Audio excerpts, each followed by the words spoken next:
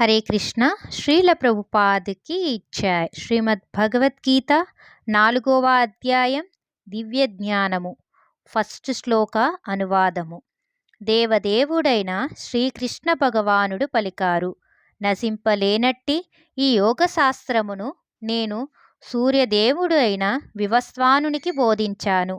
వివస్వానుడు దానిని మానవులకు పితయైన మనువుకు ఉపదేశించగా మనువు తిరిగి దానిని ఇక్ష్వానునకు ఉపదేశించాడు.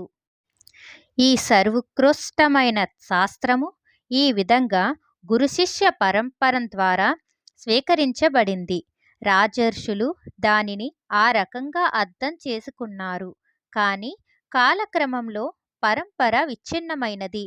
అందుకే ఈ యోగము నశించినట్లుగా కనిపిస్తున్నది. నీవు నా భక్తుడివి, అంతేకాక నా మిత్రుడివి. అందుకే ఈ యోగశాస్త్రము యొక్క దివ్య రహస్యమును అర్థం చేసుకోగలవని భగవంతునితో గల సంబంధమును గురించి ఈ పురాతన శాస్త్రము ఈరోజు నాచే నీకు చెప్పబడింది.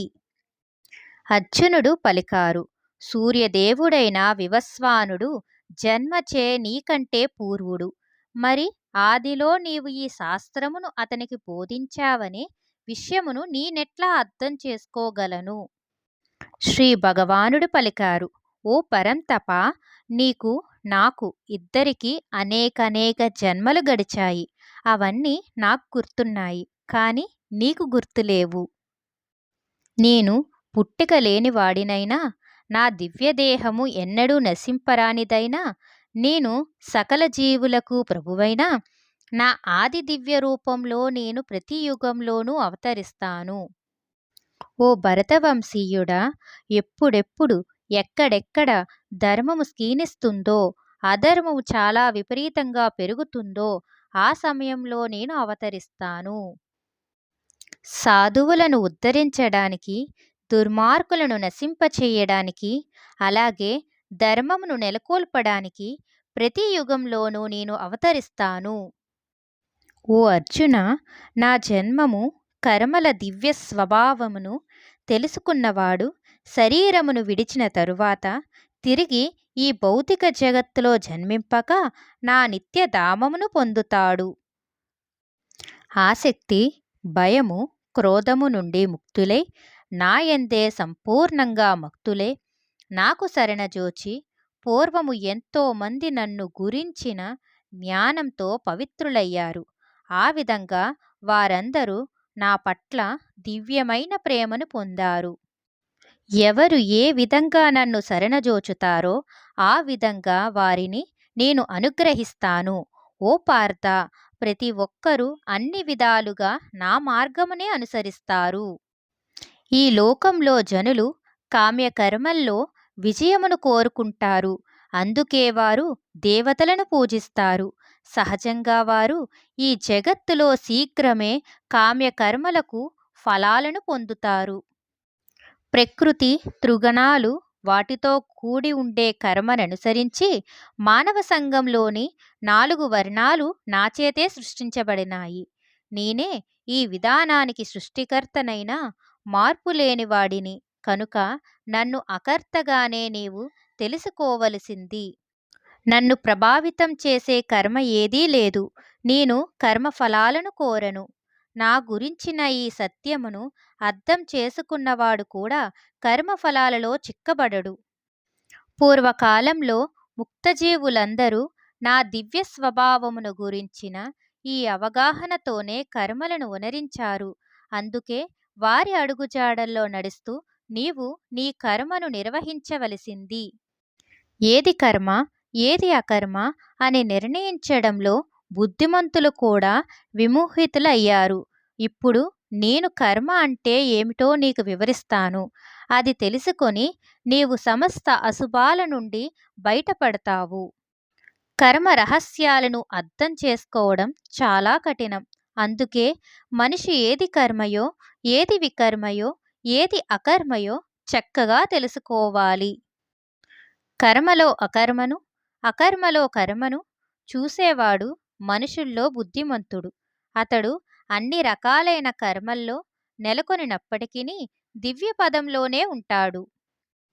ఎవని ప్రతి ప్రయత్నము ఇంద్రియభోగ వాంఛ రహితంగా ఉంటుందో అతడే పూర్ణ జ్ఞానంలో ఉన్నవానిగా తెలియబడతాడు. కర్మఫలాలన్నీ పరిపూర్ణ జ్ఞానాగ్నిచే దగ్నమైనట్టి కర్తగా అతడు ఋషులచే చెప్పబడినాడు. తన కర్మల ఫలాల పట్ల సమస్త ఆసక్తిని విడిచి సర్వదా సంతృప్తునిగా స్వతంత్రంగా ఉంటూ అతడు నానా రకాల కార్యాలలో నెలకొనిన ఎటువంటి కామ్యకర్మను చెయ్యడు. అట్టి అవగాహన కలిగిన మనిషి పూర్ణంగా నియంత్రించబడిన మనోబుద్ధులతో వర్తిస్తూ తనకున్న వాటిపై సామ్య భావమును విడిచిపెట్టి కేవలం దేహ అవసరాల కొరకే పనిచేస్తాడు. ఆ విధంగా పనిచేస్తూ అతడు పాపముచే పవిత్రుడు కాకుండా ఉంటాడు. దానంతట అదే వచ్చిన లాభముతో సంతృప్తి చెందేవాడు, ద్వంద్వాల నుండి విడివడినవాడు, అసూయ లేనివాడు, జయ అపజయాలలో స్థిరంగా ఉండేవాడు, కర్మలు చేస్తున్నప్పటికీ ఎన్నడూ బద్ధుడు కాడు. ప్రకృతి గుణాల పట్ల సంగత్వము లేనివాడు, దివ్య జ్ఞానంలో పూర్తిగా నెలకొన్నవాడు అయిన మనిషి యొక్క కర్మ పూర్తిగా జ్ఞానములోనే లీనమవుతుంది. స్వీకరించేది బ్రహ్మము, సమర్పించబడేది కూడా అదే ఆధ్యాత్మిక స్వభావము కలది అయినటువంటి ఆధ్యాత్మిక కలాపాలకే పూర్తిగా అర్పణం చేసే కారణంగా కృష్ణభక్తి భావనలో లగ్నమైన వ్యక్తి తప్పక ఆధ్యాత్మిక లోకమును పొందుతారు. కొందరు యోగులు వివిధ యజ్ఞాలను సమర్పించడం ద్వారా దేవతలను చక్కగా పూజిస్తారు. మరికొందరు పరబ్రహ్మమనే అగ్నిలో హోమము చేస్తారు. కొందరు నిష్ఠపరులైన బ్రహ్మచారులు శ్రవణ కార్యాన్ని, ఇంద్రియాలను మనోనిగ్రహమనే అగ్నిలో హోమము చేస్తారు. కాగా ఇతరులు సక్రమమైన గృహస్థులు ఇంద్రియ విషయాలను ఇంద్రియాలనే అగ్నిలో హోమము చేస్తారు. మనసును, ఇంద్రియాలను నిగ్రహించడం ద్వారా ఆత్మానుభూతిని సాధించడంలో ఇష్టము కలిగిన కొందరు సమేంద్రియ కార్యములను, ప్రాణవాయువు కార్యాలను మనోనిగ్రహమనే అగ్నిలో ఆహుతి చేస్తారు.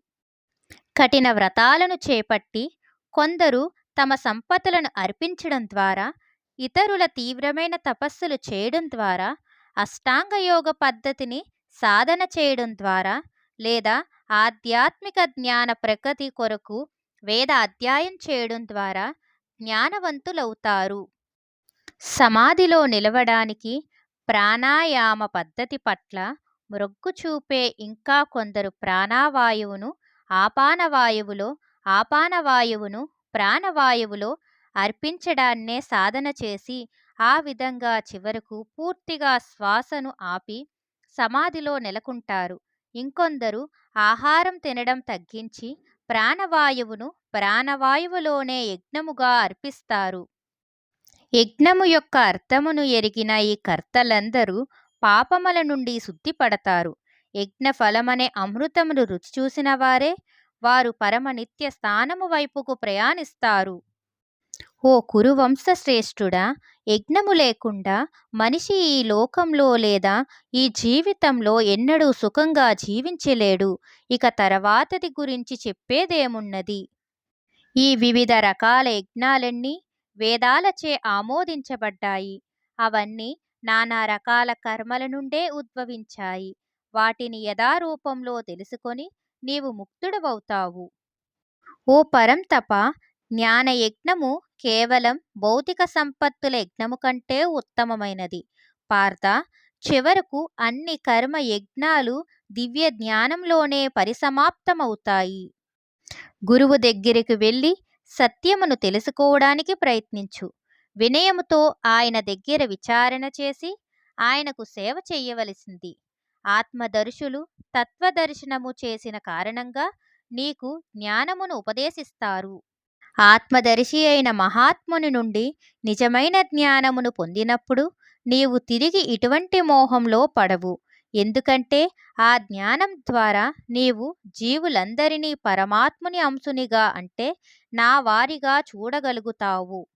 ఒకవేళ నీవు పాపులందరిలోనూ పరమపాపిగా భావింపబడిన దివ్య జ్ఞానమనే నౌకలో నెలకొన్నప్పుడు దుఃఖసాగరమును దాటగలుగుతావు.